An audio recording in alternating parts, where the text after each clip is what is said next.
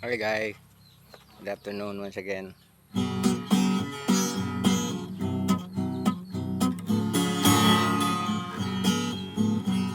Presidente Manuel Quezon,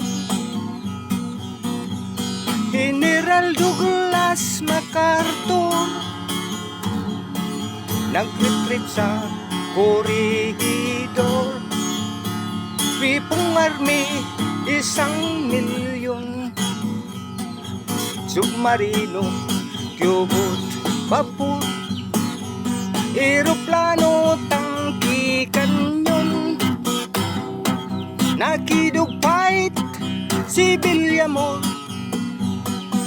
binumba ang kampo ni Coles. Ang Maynila, Open City, War Istanbul University, nagradiogram si Ricarte, Pilipino tayong dati,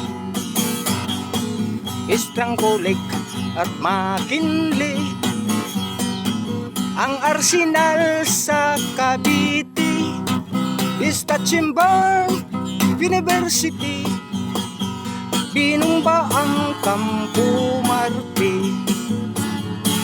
habang sila'y sumusulong, army natin umuurong, ang Bataan nag-surrender, kinaptured ang army natin.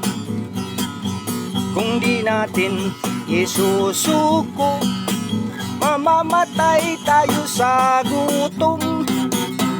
Araw-gabi lumilindol dahil sa putok ng kanyon.